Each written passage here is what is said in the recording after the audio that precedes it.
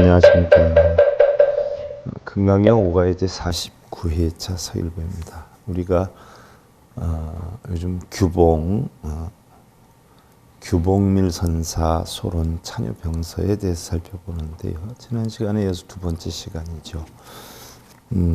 규봉밀선사 소론 찬유병서. 지난 시간에 우리가 육진에 대해서, 육근에 대해서 살펴보았고요. 오늘 이제 육진에 대해서 살펴보는데, 간단하게 개송으로 오래간만에 시작을 해볼까요? 근신 기흥세계 희성 근진상대식 풍상고요 쇠진 가거 몽태 고지 않아 풍진이로구나 무후이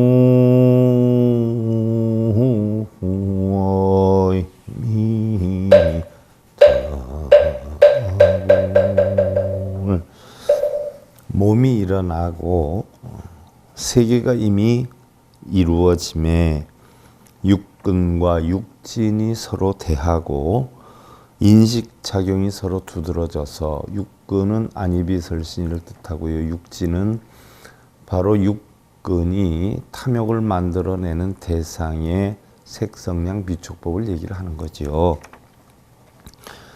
바로 인식작용이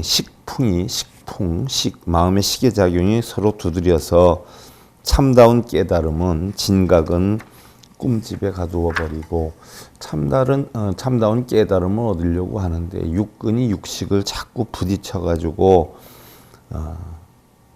꿈집, 몽택이죠.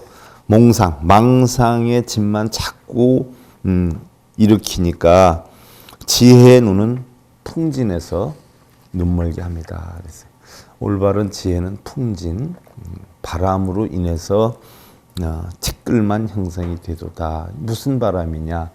육근이 육경을 부딪혀서 일어나는 바람의 바로 본성, 진각은 깨우치지 못하게 된다. 자, 우리 본성은 그냥 공하고 그러지 않아요. 근데 자꾸 이 공한 마음을 육근과 육진이 부딪혀가지고 육경이 부딪혀서 결국 탐진치를 만드는 거예요. 그러다 보니까 깨달음은 점점 멀어지는 거죠. 자, 그래서 여기에서 육근에 대해서 지난 시간에 살펴봤고요. 오늘은 지난 시간에 이어서 육진에 대해서 살펴보는데요. 육진이다라고 하는 것은 티끌진을 써서 6개의 티끌이라는 이야기예요. 그래서 육근을 작용할 때 눈, 귀, 코, 요, 몸 뜻이 뭘 보고 작용을 해요?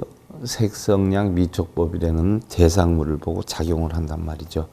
육경을 말하지요. 그래서 육경이 육근을 통해서 청정한 자성심을 더럽게 하기 때문에 바로 육근이 육경으로 인해 가지고 청정심을 더럽게 자꾸 탐진심을 만들어내요. 이러기 때문에 이것을 육진, 6개의 티끌 또는 6개의 도적, 그래서 육적이라 한다. 그랬어요.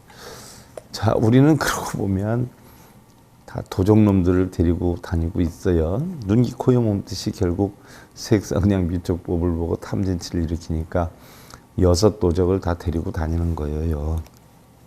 그 전에 우리 공부하는 사람한테 도적놈을 그렇게 데리고 다니면서 도적에 끌려다니지 말아라라고 하니까 한다는 소리가, 스님 저 도둑질한 거 없는데 제가 뭘 훔쳤어요? 이런 얘기를 해요. 또 어떤 분은 절대 보상 심리를 갖지 마, 대가를 바라지 말고 바라는 바를 갖지 마라고 했더니 내가 무슨 보상 심리가 있어요? 내가 누구한테 뭐 해줄 때 보상 심리 바래요? 그러잖아. 그러면 본인이 냉정하게 생각해 봐라. 심지어 하다못해 신랑한테 밥을 차려줘도 신랑이 잘 먹기를 바라고 맛있다 소리 하기를 바라고 그런 마음이 전혀 없었어? 그게 다 보상 심리야. 나를 알아주기를 바라고 내가 움직이는 것에 대해서 이해해 주기를 바라고 이게 다 보상심리야. 뭐 어떤 특별한 거를 원한다고 보상심리라고 하지 않아. 그리고 제가 스님 뭘 훔쳤나요? 라고 얘기를 하는데 눈, 귀, 코, 혀, 몸뜻을 가지고 있으면 지금 내가 방금 얘기를 하지 않아? 그랬더니 제가 뭘 훔쳤나요? 라고 대답하지 않았어. 그 자체도 도적놈이야. 마음속에 바라는 게 있기 때문에 바로 눈, 귀, 코, 혀, 몸뜻이 내 지금 소리를 듣고 본인이 못마땅하다고 나한테 따지잖아. 이거는 나한테 좋은 소리를 듣기를 바랬고 좋지 않은 소리를 들으니까 서운함이 생겨났잖아. 그 자체가 도둑심이야. 그래서 도둑놈을 데리고 다닌다라고 하는 거야. 꼭 뭘 훔쳐야 도둑이 아니라 세상은 여유하고 공한데 어떤 대가를 바란다든지 좋은 소리를 듣기를 바란다든지 자기를 이해해주고 알아주기를 바란다든지 이게 다 도둑심이야. 이게 결국 육근이 육경을 대상으로 일으키는 티끌이야. 이게 바로 도적이야. 라고 했더니 아무 소리 안 해요. 일반 사람들한테 그런 얘기하면 못 알아듣는단 말이죠. 그러니까 어떻게 돼? 못 알아듣는 사람한테 내가 이렇게 해야 저렇게 하면 자칫 잘못하면 이상한 사람이 될 수도 있어요. 그러니까 보잘것없는 저도 그러는데 정말 깨우침이 많은 분들은 일반 사람들한테 무슨 얘기를 하겠어요? 말하는 게 무섭고 두렵죠. 그러니까 아예 말을 안 하지요. 그래서 뭐 화두에 마세근이야, 개똥막대기야, 뜰 앞에 잣나무야 라고 선사들이 했던 것도 그런 의미가 많이 담겨 있는 거예요. 못 알아들으니까. 또 알아듣게끔 뭐 이해를 한다라고 해도 그 수준에 설명하려면 수십 년 공부한 것을 어떻게 한순간에 설명할 수 있겠어요? 그러니까 옛날 뭐 조주선사도 스님 도에 대해서 배우고 싶습니다라고 해. 아침 먹었느냐? 예. 그럼 가서 바로나 닦아라라고 대답을 한단 말이죠. 알아듣는 사람들은 못 알아들어요. 어떤 제자가 스님한테 떠났어요. 스님이 자꾸 그 알아듣지도 못하는 소리 한다고 결국은 떠나가지고 몇 년 만에 돌아오지 않아요.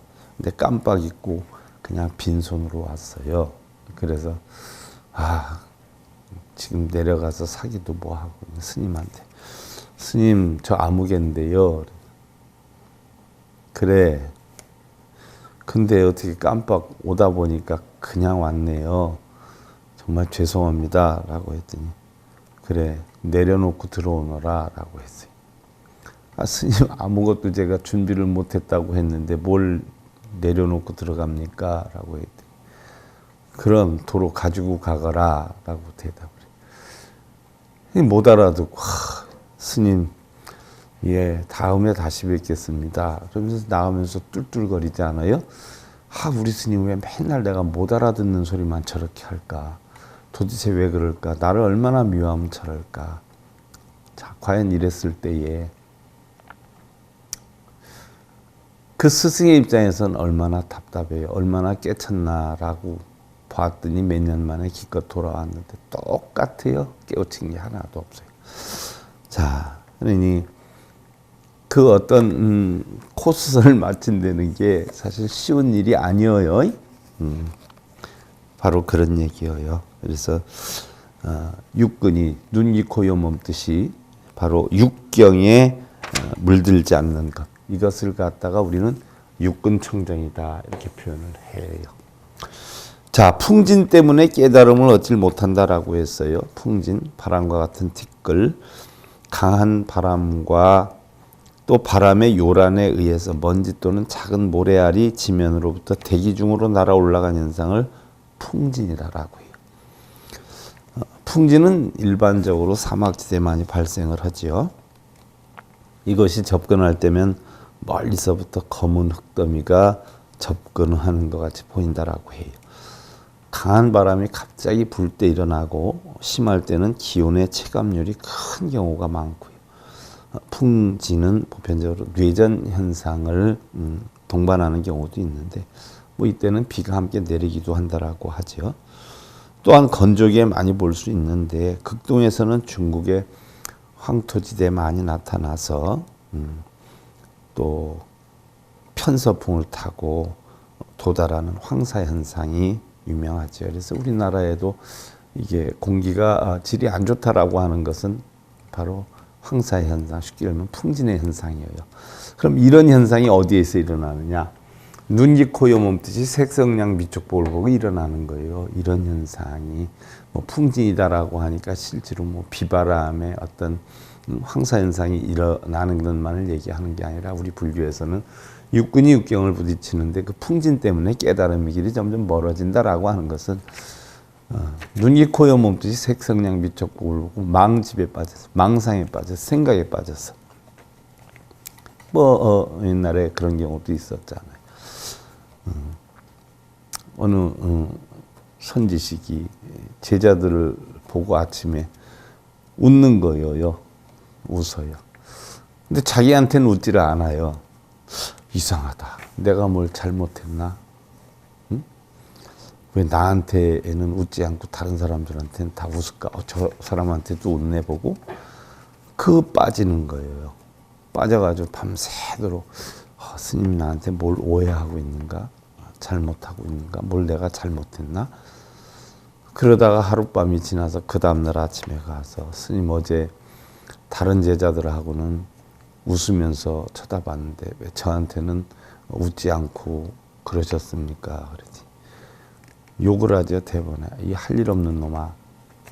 아침이 돼서 얼굴을 보면 새들을 보고 웃기도 하고 풀을 보고 웃기도 하는데 자네는 똑바로 웃을 수 있는 여건이 되지 않았으니까 그런 것이지 그걸 가지고 나한테 지금 질문을 하느냐? 멍청하기도 왜 이렇게 멍청하냐? 그렇게 할 일이 없느냐? 라고 야단을 쳐요. 자, 똑같은 상황도 마찬가지예요. 우리가 일반적으로 누구한테 이렇게 대하고 누구한테 저렇게 대하고 하는 것이 상황에 따라서 다를 수도 있고 아니면 모를 수도 있고 이래요. 그걸 가지고 꼼꼼한 사람은 밤새도록 고민을 하고 이러죠. 어떻게 보면 얼마나 할 일이 없어요. 응? 그런데 그 본인은 그걸 가지고 고민을 하는 거예요. 그것이 결국 뭐예요? 육근이 육경을 부딪혀서 일어나는 풍진 속에 헤매다 보니까 깨달음의 길이 점점 멀어지는 거지요. 자, 친미 삼계지중 포복 국어진의 생사순환 무유궁이 고운유시 호겁 습습 보응 윤윤 진사거파 막지알제리로다라고 했어요. 자, 이 어리석음으로 삼계 속에 빠지고 삼계라는 것은 우리가 욕계, 색계, 무색계다라고 했어요. 흔히들 욕계천, 색계천, 무색계천 하면 천이다 쓰니까 하늘 세계인 줄 아는데 마음의 세계예요. 마음의 탐진치 세계예요. 바로 그 욕심의 세계, 또 성냄의 세계, 어리석음의 세계에서 욕계 6천은 욕심의 세계를 나타나는 거고요. 색계 18천은 바로 성냄의 세계를 나타내는 것이고요.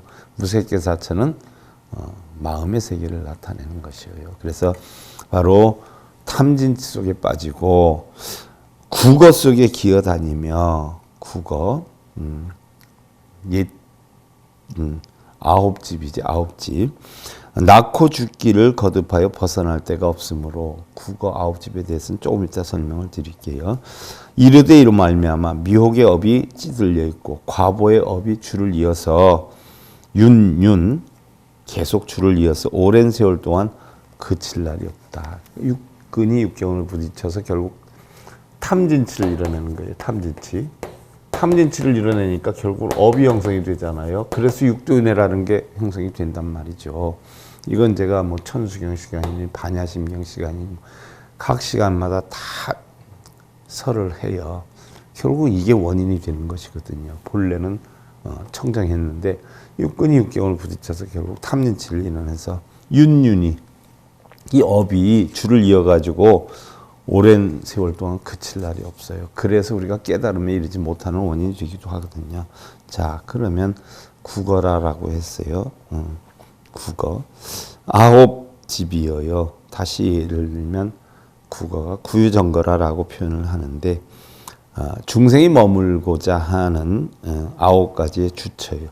자, 이걸 벗어나야 우리는 깨달음에 이를 수 있는데 국어 속에 기어다니며 그랬어요. 어리석음으로 삼계 속에 탐진 속에 빠지고 국어 속에 기어다니며 했는데 그럼 어디에 기어다니느냐? 바로 중생이 그 집에 머무르는 거예요. 어떤 집에 머무르냐? 첫째는 욕계의 인천이 욕계 탐욕의 세계라고 했죠.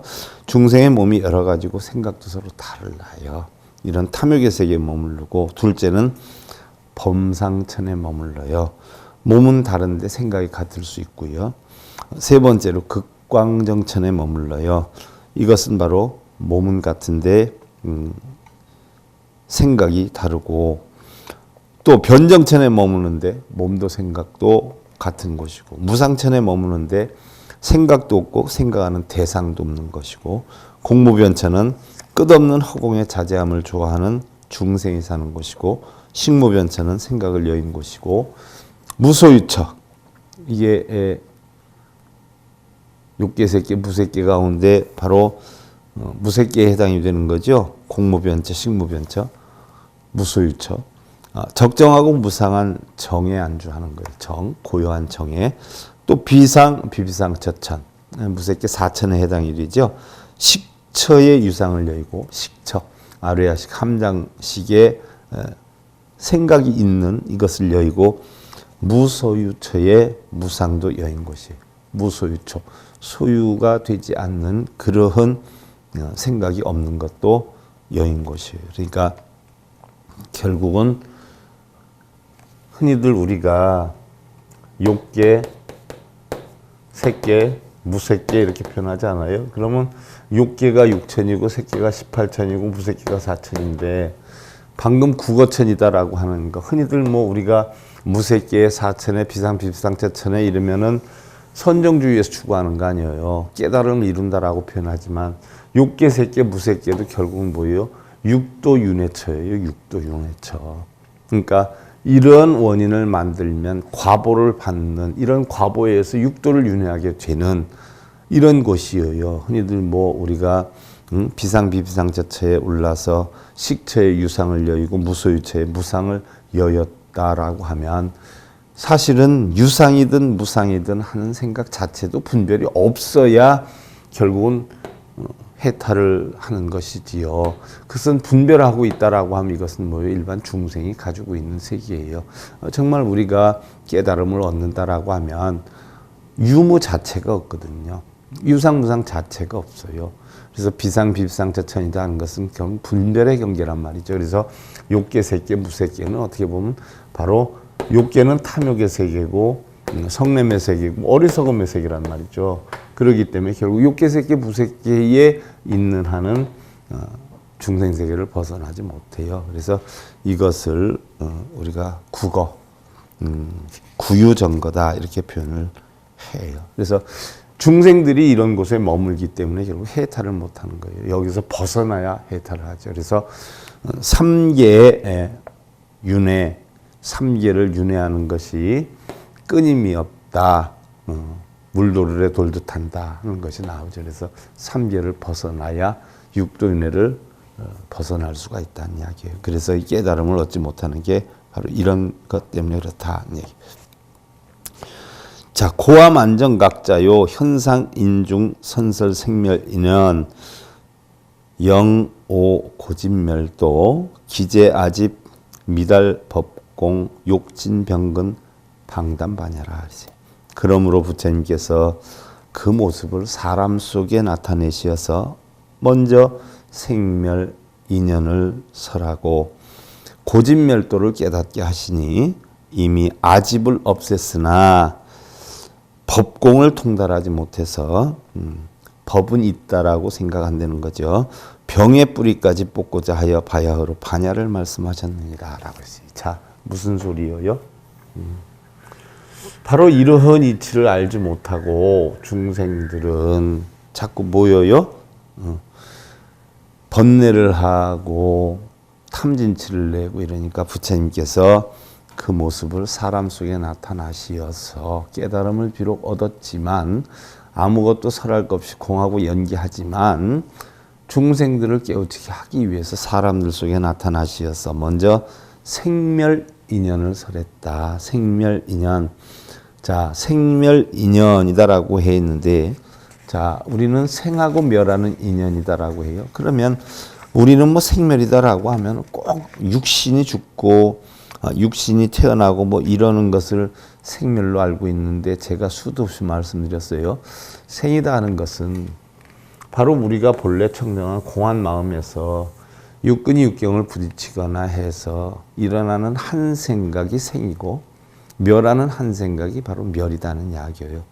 그런 거 생멸인연으로, 생멸인연을 부처님이 설했다라고 하는데, 자, 우리 이 불교법이 인연법, 인과법, 인연법, 상인상관법 아니에요. 이 영이법의 일종인데, 자, 이 인연이라는 뜻을 조사해 보면요, 본래 연결시키다, to bind라고 그러죠. 동사에서 만들어진 말인데요. 부처님이 무엇으로 말미암아라고 자문을 하고 이것이 있음으로 말미암아라고 대답한 사실을 가르치는 말이다. 쉽게 읽으면 인연생기예요. 인연생기. 이것으로 말미암아 저것이 일어나고 저것으로 말미암아 이것이 멸한다 하는 말미암아, 연기의 이치죠. 자, 구마라습은 이것을 작이죠. 작, 만들다는 거예요. 강함을 인이라 하고, 또 힘, 이것을 연이다 한다라고 했어요. 하고자 하는 마음을 강이다, 인이다라고 하고, 바로 그 힘에 의해서 만드는 것을 연이다라 한다는 이야기예요. 즉 예를 들어서 내가 씨앗을 뿌렸어요. 이건 인이어요. 인. 거기다 물을 줬어요. 이건 연이어요. 바로 이러한 인연으로 설명을 하고, 승조는 전연에서 생긴 것, 지금 이전에 생긴 것은 인이요, 현재에서 조성하는 건 연이다라고 했어요. 자, 내가 지금 어떤 결과를 갖고 있어요. 행복하게 살거나 불행하게 살아요. 그럼 행복하게 사는 데는 어떻게 돼요? 행복하게 살 만한 원인이 있었을 거예요. 그리고 행복하게 살기 위해서 뭔가 조건과 양분을 갖춘 연이 있었을 거예요. 그래서 지금 행복이라는 과가 왔어요. 자, 내가 불행하게 산다라고 하면 뭔가 내가 불행하게 살 만한 원인이 있었을 거예요. 불행하게 살 만한 연을 만들었을 거예요. 그래서 내가 지금 불행할 거란 말이죠. 그러니까 이는 씨앗을 나타내는 것이고요. 연은 조건을 나타내는 것이죠. 또 다면은 친생을 인이라 하고, 직접적인 것을 인이라 하고, 소조, 간접적인 것을 연이라 했다. 내가 실제로 하는 걸 인이다라고 했고, 간접적인 수분, 양분 이런 조건을 연이다라고 했다라고 했어요. 그런데 니다나라고 하는 인연이라는 말 속에는 결국 인과 연이라고 하는 두 가지 뜻이 포함되어 있는 것은 아니었다. 부처가 주로 쓴 표현은 말미암아 일어난다든지 조건으로 말미암은 발생이라든지, 자, 조건 얘기가 나오죠. 방금 제가 설명을 드렸듯이 바로 상의성을 얘기한다. 상의성. 서로 의지한다는 거죠. 그래서 우리가 연기법에 우주 만물의 모든 법칙은 인과법에 의한다, 인연법에 의한다, 상의 상관법에 의한다라고 불교학 개론이나 처음 부터의 기초 교리에서 이미 설명을 다 드렸어요. 자, 이 모두가 다 알고 보면 상대주의 입장에서 선 발언이고, 그것이 결국 연기의 입장이다. 그래서 인연이다라고 하는 것은 바로 부처님의 연기설을 나타낸다. 그래서 부처님이 인연생기법, 연기법을 인연생기법이라고 하잖아요. 이것이 결국 연기의 입장이다. 불교에서는 일체 모든 것이 인연에 의해서 생기거나 그치고 또한 변화하거나 없어진다라고 생각을 하고, 이유 없이 형성되는 건 하나도 없죠. 이유가 있어요. 다 원인이 있어요. 세계 여러 사상에 인을 중시하는 면이 있지만 연에 이르는 깊은 고찰은 불교뿐이다라고 했어요. 그래서 인연법에 해당이 되는 건 세계 어느 진리에도 없고 우리 불교의 진리일 뿐이다는 이야기예요. 그래서 바로 여기에서도 부처님께서 생멸일연을 설해서, 그래서 연기에 해당이 되는 거죠. 생멸의 인연, 생하고 멸하는 인연, 무엇이든지 행복이든지 불행이든지 좋은 거든 나쁜 거든지 그것이 생겨난 인연, 뭐요?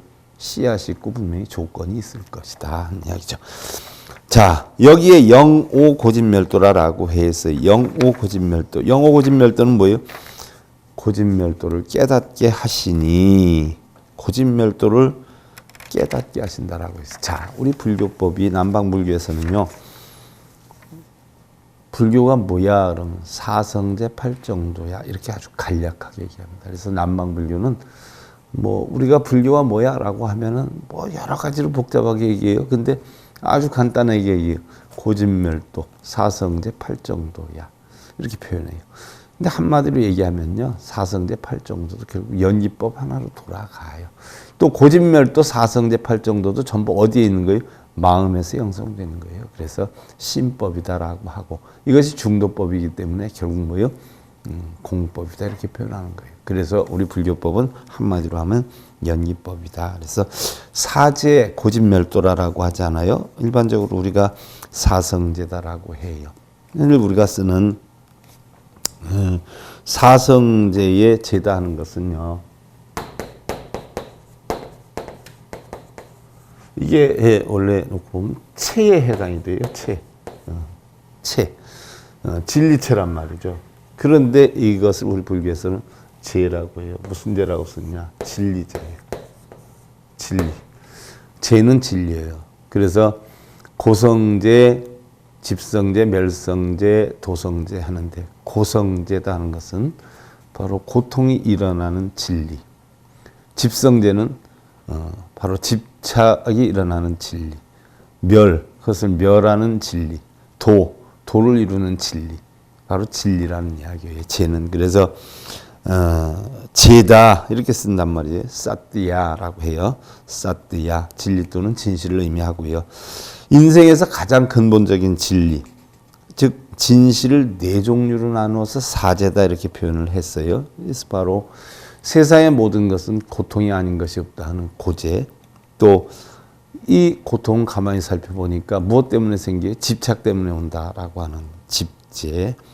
그럼 집착을 멸하면 우리는 결국 여여한 열반에 이르게 된다. 고요적정한 상태에 이르게 된다. 그래서 멸제.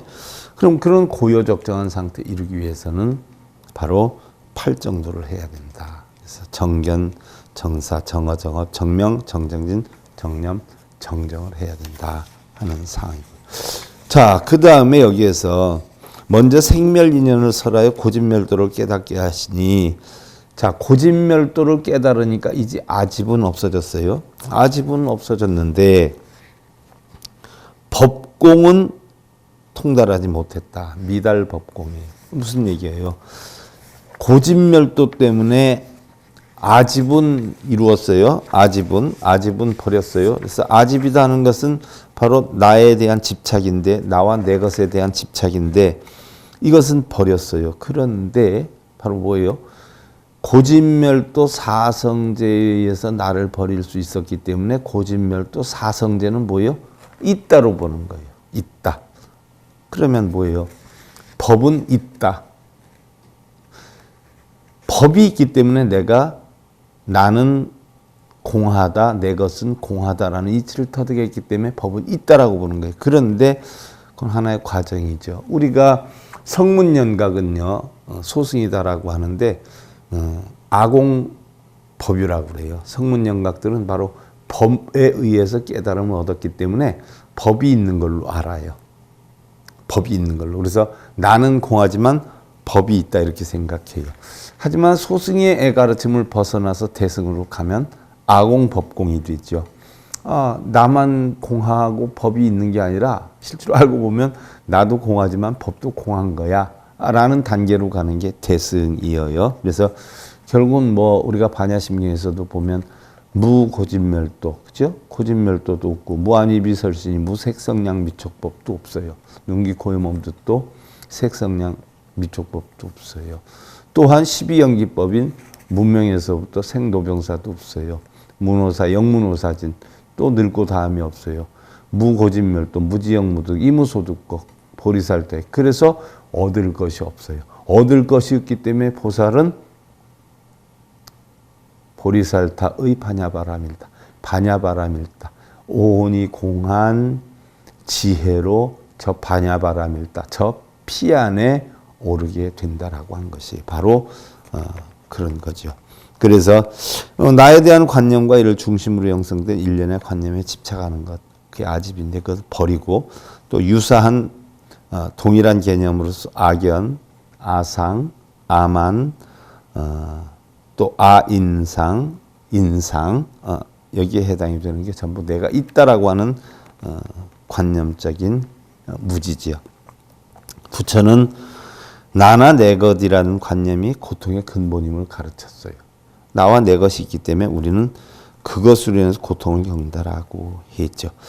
초기 불전에는 인간 존재의 요소들인 오온이 무상하고 고통스러우며 그곳에 나와 나의 것이 없음을 관찰하라는 정연구가 자주 등장한다. 그래서 자바암경에도 요즘 강의하고 있지 않아요. 제가 지금 어마어마하게 130회차까지 전부 보면 오온이 고하다는 이치를 가르치고 있어요.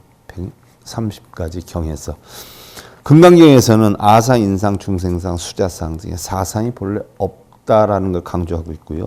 아상이라는 것은 결국 오온을 나라고 여기는 거죠. 나라고 여기고 집착하는 거, 아상이죠. 또 주유마힐경, 유마경이죠. 권삼에서는 아상을 받아들인 사람은 자기를 버리고 도리를 따르지 못하고요. 또 아상을 받아들이면 삿된 견해가 움직이기 시작한다라고 보지요. 그래서 아상, 아집은 무지의 뿌리다. 사견을 일으키는 토대다라고 해요. 그래서 나라는 관념과 바로 집착은 나를 중심으로 세계를 해석을 해요. 그러니까 신랑이나 자식이나 모든 것을 나를 중심으로 해석을 해요. 자, 세상에 좋은 사람, 나쁜 사람 많이 있어요. 근데 어떤 사람이 좋고 어떤 사람이 나쁠까요? 우리는 어디에다 기준을 두고 구분을 할까요? 결론적으로 나한테 잘해주면 좋은 사람이라고, 나한테 잘못해주면 나쁜 사람이라고 하지 않아요? 전부 자기를 기준으로 만들어요. 자, 대상을 바르게 관찰하지 못하게 되고, 자, 나라고 하는 관점을 넣게 되면 세상의 모든 것을 전부 나를 중심으로 해서 판단을 해요. 그러니까 나는 없다라고 해야 돼요. 없다라고 그 이치를 알아야 돼요. 그래야 오만과 분노와 고통을 벗어날 수가 있다. 자, 그러면 나를 공한 이치를 고진멸도로 깨쳤어요. 근데 법은 있다라고 보는 거예요. 그런데 법도 공하다고 봐야 되죠. 법공이라는 것은요, 물질적인 현상이나 객관을 대상으로 한 상대적 정신작용이요, 다 인연으로 모인 거짓된 것이다 하는 얘기예요. 자, 우리가 인연에 대해서 공부를 했어요. 인연에 대해서. 그러면 원인이나 연이나 과도 결국은 한순간에 만들어진 이치지 영원히 존재하는 게 아니란 말이죠. 그 이치, 법 또한 본래는 다 공하다. 그래서 만유의 본체가 다 본래 공하다 하는 진리를 말하는 것이죠. 그래서 소승은 아공법요. 그래서 나는 공한 줄은 아는데 법은 있는 줄 알지만 사실은 모르니까 여러분들 경전 쓰고 읽고 그러지 않아요? 그것도 다 공한 거예요. 순간 인연에 의해서 그러는 것이죠. 그걸 깨쳐야 대성으로 넘어가고요. 쓸데없이 절하거나 빌거나 이런 거 안 하게 되지요. 그래서 바로 욕진병근에서 방담반야라. 바로 병의 뿌리까지 뽑고자 해서 결국 바야흐로 반야를 말씀하시느니라. 반야는 오온이 다 공한 지혜를 우리는 반야다라고 표현을 하지요. 그래서 그 반야에 있지만 터득하면 바람일다. 바로 오온이 공한 이치로 결국 전덕에 이르게 돼요. 깨달음에 이르게 되지요. 자, 오늘 규복밀선사 소론찬요병서 두 번째 시간 요까지 하는 걸로 하고요. 다음 시간에 이어서 하기로 하고요. 자, 금강경 5가의 제49회차 서일봉이었습니다. 감사드립니다.